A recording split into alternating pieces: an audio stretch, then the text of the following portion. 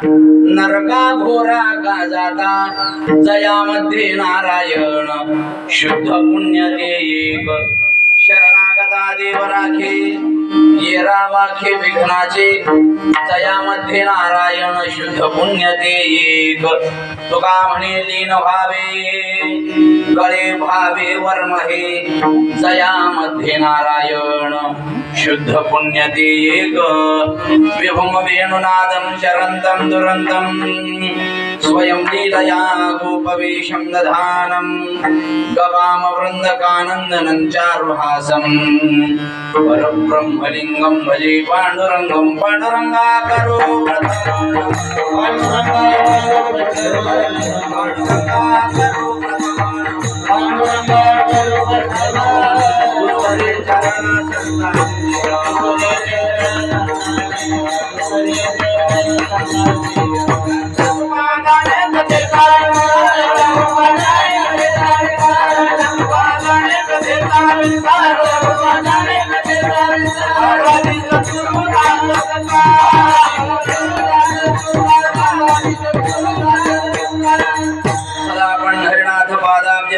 निवृत्तीश्वरानुग्रहात् प्राप्त तत्वं महेन्द्रायणीति रघुमौ वसन्तं समाधिस्थं मूर्तिं भजे ज्ञानदेवं जयांची केल्या स्मरण होय सकळ विद्यांचे अधिकरण तेची वंदू श्री चरण श्री गुरूंचे संपाद्य ज्ञानांच विधाय भक्तिं विलोकितो येन समाधि राजः वैराग्ययुक्तं सुविचारवन्तं नमामि जोगं शिरसा गुरुतं सोनोपात तथा कुणी जनतया मामाचे बोलती नामे शंकर शंकरा समकरा निसंग जो संगती पुण्य श्लोकची पुणे नगरीचा मोती खरा शोभतो ऐशा संत बरा शुभ करा दांडे करा वंदितो मस्तक हे पाया हरिया भारत हरी संता भारत हरी संता आया भारत हरी संता भारत हरी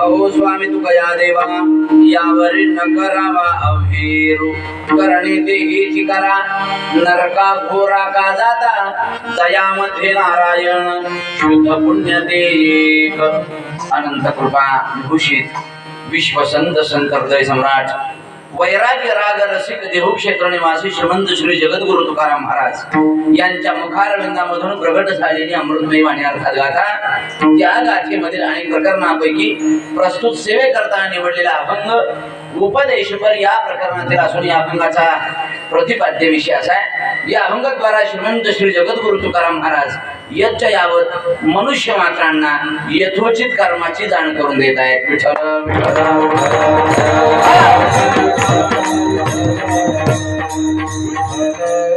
सज्जन हो, सेवेकरता निवडलेला अभंग श्रीमंत श्री जगद्गुरु तुकोबरायांचा अभंग आहे। अभंग एकूण 4 चरणाचा आहे। हा अभंग काही जणांचा पाठ आहे, काही जणांचा गान पाठ आहे आणि काही जणांची अभंगाकडे पाठ आहे।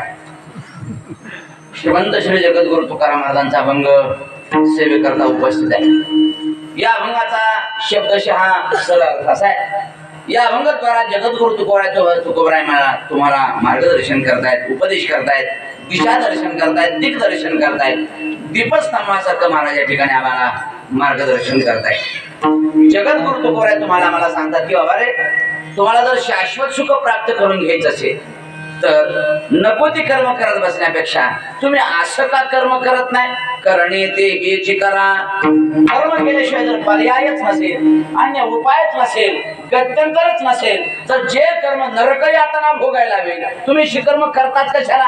मग महाराज तुम्ही सांगा कोणतं कर्म करावं? तुम्ही असं कर्म करा, असं कर्म करा की त्या कर्माच्या माध्यमातून शुद्ध पुण्य जोडलं जाईल आणि शुद्ध पुण्याचा परिपाक त्या देवाची प्राप्ती होणार आहे. पण महाराज देव आमचा स्वीकार करेल का? अरे का नाही करणार? शरणागता देव राखे ये रावाखे विघ्नाचे.